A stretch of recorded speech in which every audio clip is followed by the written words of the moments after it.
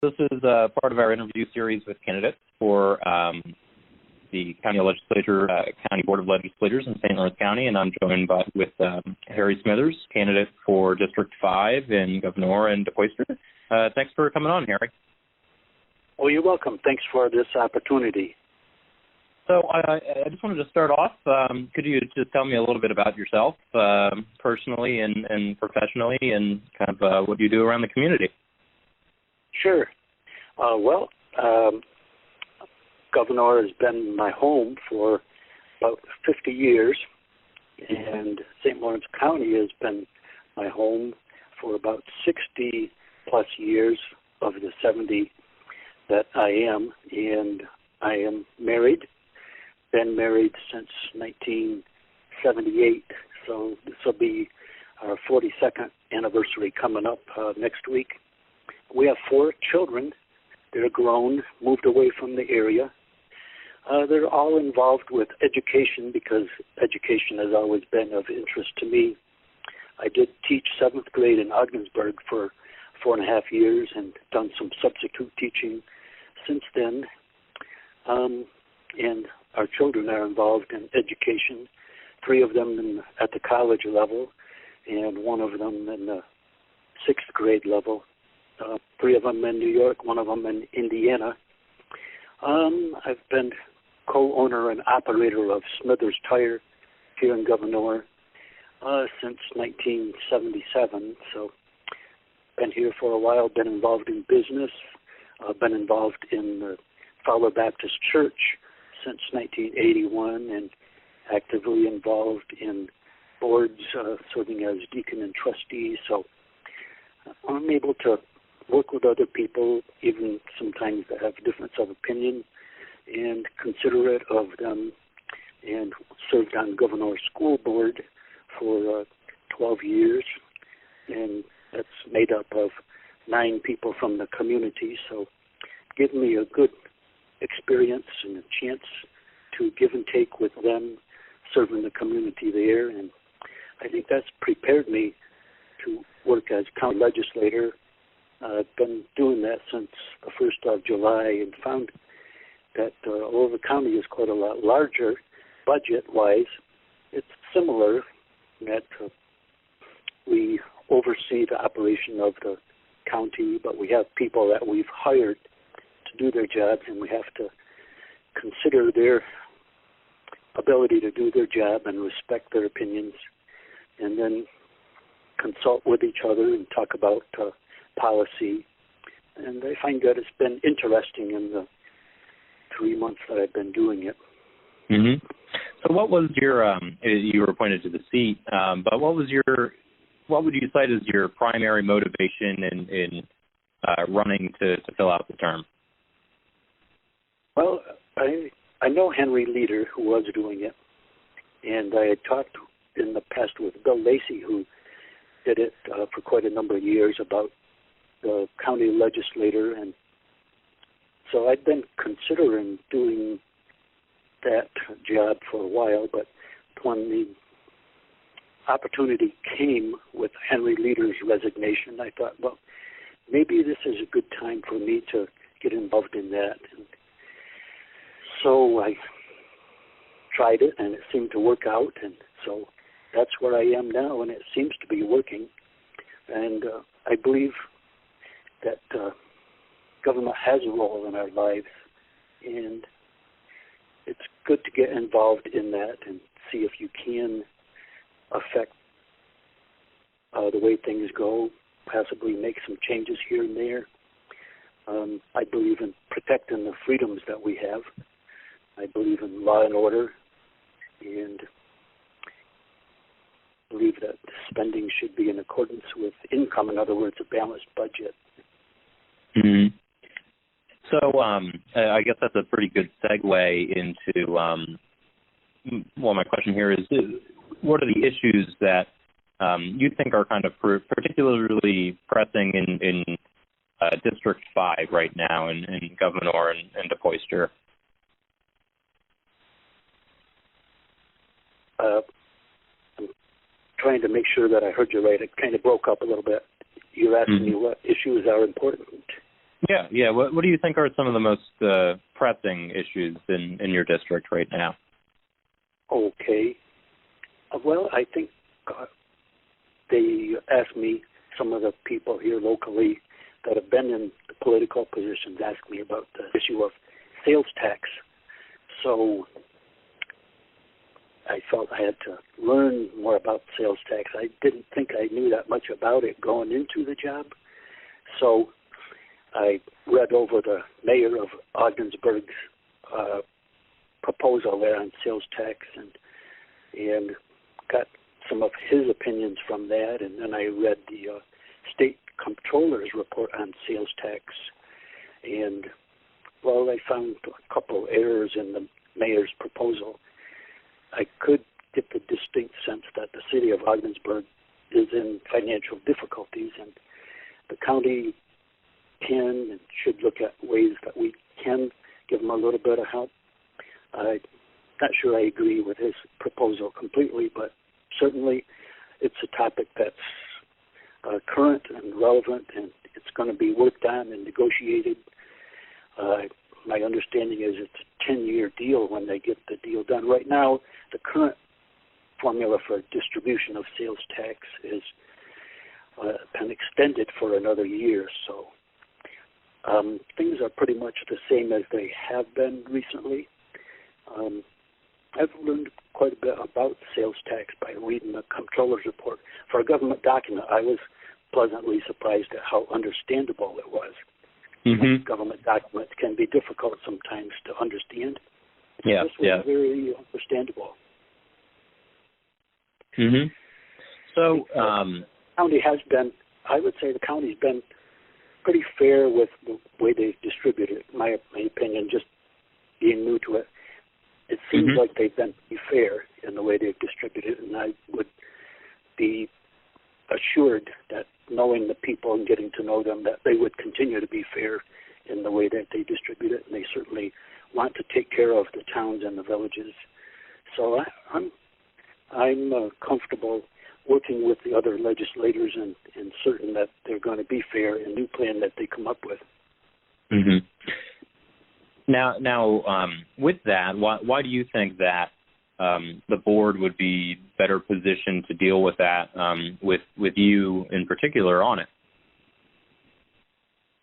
Well, I've had experience serving as trustee on the church boards for multiple terms, dealing with developing budgets and overseeing the spending of the money, and the County Board of Education for the 12 years. And so it's on a much larger scale with the county, but I've had experience and background in doing a similar job there in those roles. So I feel comfortable in being able to do the job as a legislator.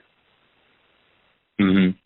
So I want to take some of the remaining time here and start to move into some issues, some policy things that I know are coming up in front of the board, and kind of get your thoughts on these. So the first one I'll bring up is definitely one of the more pressing ones happening right now. We are in the throes of budget season. And this year's county budget, as I'm sure you and everybody who's listening to this understands, is every municipal budget, everybody's personal budgets are incredibly challenging and really uncertain this year. As far as the county level, the county's in a decent position to grapple with it. Sales tax revenue has been relatively nominally steady for the first half of the year, and property tax revenues are projected to increase based on the administrator's tentative budget. And then the unassigned general fund is still relatively in good shape. So the administrator in her tentative budget that she proposed is suggesting about $3.5 million in appropriations cuts. So to what degree do you think the county should be digging into its unassigned general fund balance, those reserve funds, as we move into the next fiscal year, and why? Okay, well, of course, with sales tax, which is a portion of the county's funds, you never know what you're going to get. It depends on how much people spend. So that's definitely a variable. Right. Money from the state. State has financial difficulties. They're, I don't know how many $1 billion in debt, but they seem to have a propensity for shifting more burden to the counties and local levels because of their inability to control their spending, I'll say, at the state level. So it's good that the county has this fund balance. I think they're going to need it because they keep seeing these additional costs being put on them by the state. So they have a definite uncertainty on how much they're going to get from the state. And people that have been in this position for longer would know more of the details, but that's the sense that I get. That's what I'm feeling and hearing from some of the others, that the state is kind of undependable right now as to the amount of money we're going to get from them. So we need to be careful with our spending. And it's good that we have that fund balance there as a cushion. So it's not an unreasonable fund balance, I think. If you look at the percentage of the overall budget, it's in the 12 to 15% range, which is not huge, but it's good to have it. Mm-hmm.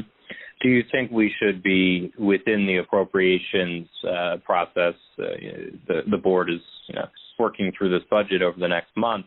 Do you think proactively a decision should be made to allocate some of that fund balance proactively? We just got the budget last Monday, so I haven't studied it enough and listened to the county administrator and the other legislators enough to be able to really decide it right now. So I don't want to, avoid the question, but I don't feel I'm ready to get into the specific decisions about that yet. It's just preliminary right now. Mm-hmm. All right. Well, I want to switch over to another area on energy development, particularly solar development. There are a few projects recently approved in Gouverneur, and in the last few years, especially, we've seen this kind of movement in these large-scale community solar projects around the county, plenty of other towns as well.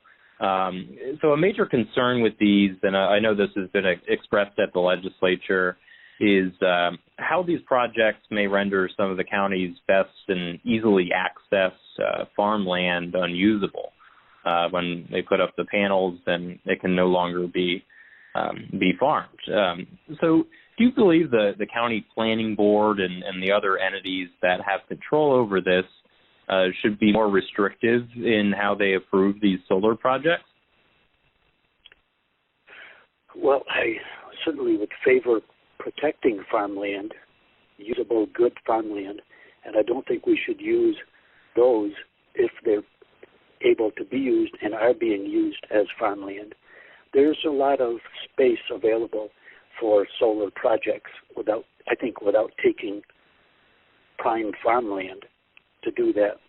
So I think they should explore land that's not being used, or maybe was used in the past but isn't being used now, and so the farm ability of that is questionable. It might be difficult to farm on that land, and my opinion would be there's enough available land without taking farmland. So I'd be careful about that. I'm not familiar enough with how the planning board is doing that now. I see some solar projects going up here and there, and it's certainly good to develop some solar energy. It could supplement. I don't think it can completely replace other energy sources. There's potential for hydropower, wind power, perhaps even some of the new nuclear technology would be able to be used here in St. Lawrence County. I think we have space for that, and I think that's worth a look. Mm-hmm. Mm-hmm. And I want to shift again, jumping all around here. Excuse me, I got all kinds of alerts going off on my desk. Well, a current topic would be the COVID right now going on. Yes, actually, that's what I was moving into here. I wanted to get your thoughts, your assessment of the county's response to COVID. At our current moment, we're speaking here in the middle of October. Do you think the county leadership, that being the public health department, the reopening task force, and the board, do you think there's anything the leadership should be doing differently, if anything? No, I don't think so. I think they're doing a good job. We have reports from Dana McGuire just about daily on how things are going, new cases, hospitalizations, and deaths. I think they've done a good job. I think we've been cautious, tried to be safe. It's been a relatively low infection rate in a lot of St. Lawrence County, not everywhere. There's some hot spots, but most of the county has been doing pretty well. I do think we need to balance the physical health aspect with the economic aspect of the COVID crisis right now. In that, I mean, some businesses have been hurt by this and being shut down, and unfortunately, some of them might not be able to recover. So I think we need to be aware of that effect also and not be unreasonable in the restrictions that we've placed on businesses. So I think we need to look at both of them. I'm not saying that, businesses have been unfairly treated, but I think we need to keep them in mind also. Being a business owner, I'm aware of protecting businesses. So. Right. Do you think there's anything specifically that the county could do more effectively to help those businesses? Obviously, a lot of the orders and whatnot are coming from the state, but on the county level, do you think there's any additional steps they could take to work with business owners? Not that I know of.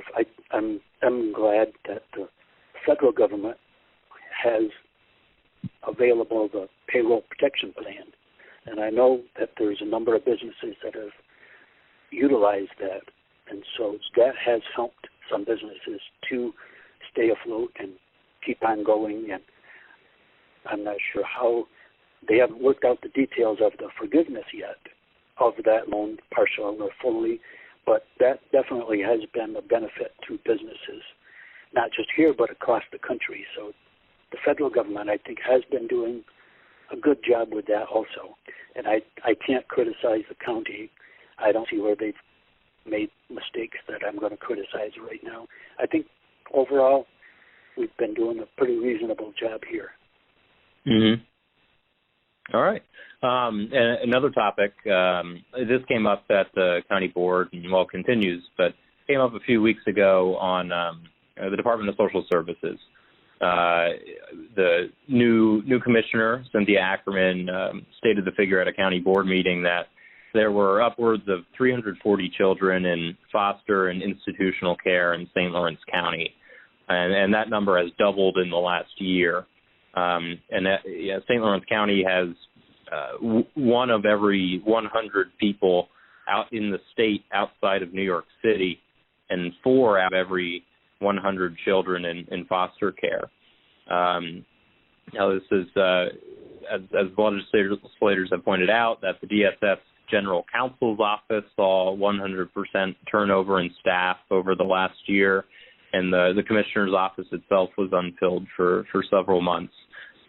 With your experience so far, do you tell me what you believe the root causes of this situation at DSS are, and some steps that you're currently evaluating and that you would push for if you remain on the board to help solve some of the issues in that department? Well, I am surprised at the increase in the foster care numbers, and I don't know the history behind DSS as far as why the other administrator left. I did meet him a couple years ago, but I wasn't aware of any problems they were having with social services. People seem to have confidence in our new head of social services, Cynthia Ackerman, and so they seem glad that she's there and confident that she's going to do a good job with the department. So I'm willing to give her a chance and see how she does and kind of monitor that situation. There has been a lot of turnover, and I have heard other legislators express concern with that department. So I think the Board of Legislators as a whole does recognize the importance of that department.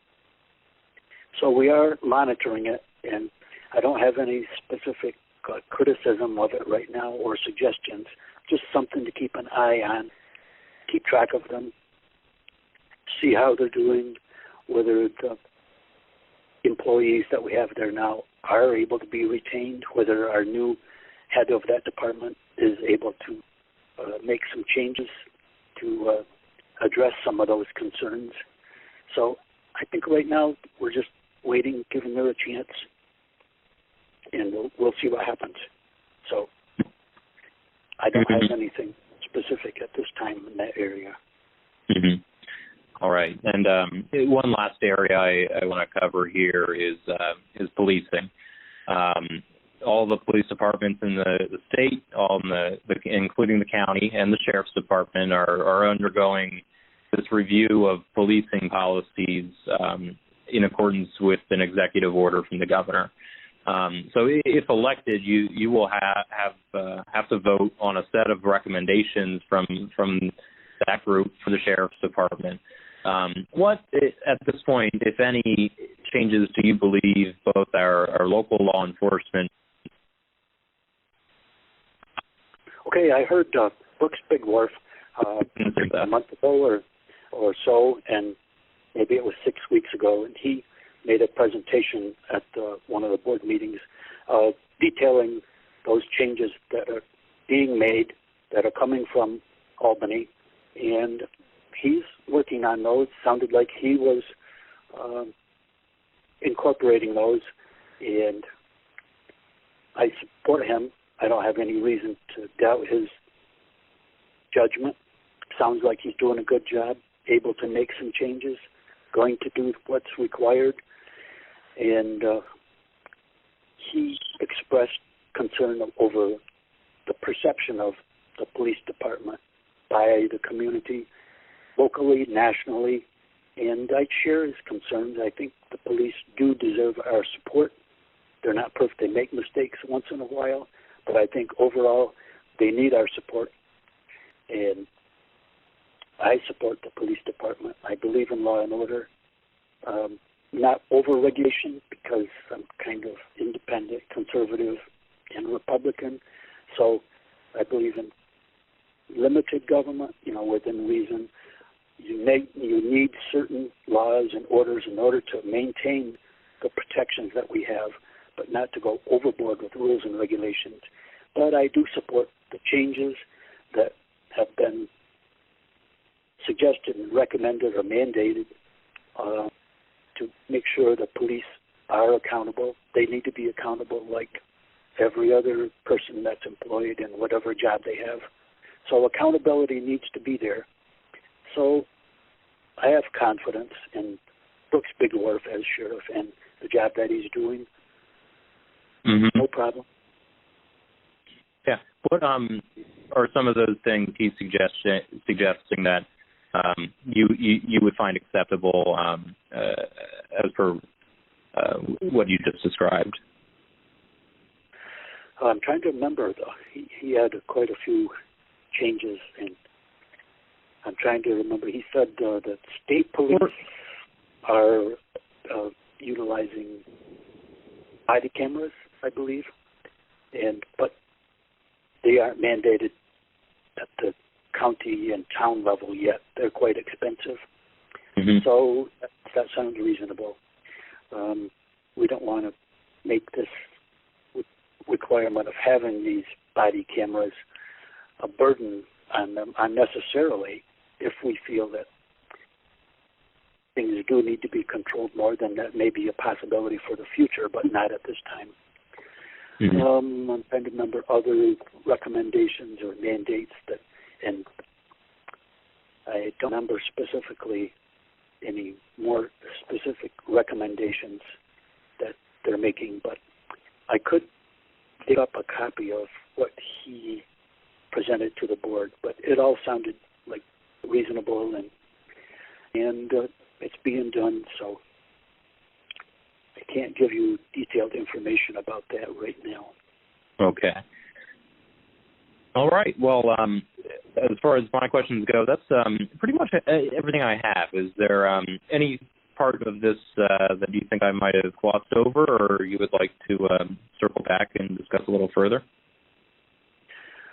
No, I think we've covered quite a few areas. So I think living here, a lot of the people that live here in the community know me partially or personally. So I'm just hoping for their support on November 3rd. All right. Well, Harry Smithers, Mr. Smithers, thank you so much. I greatly appreciate you taking the time. And for anybody tuning into this, the interviews with all the county legislature candidates will be available on NNY360.com.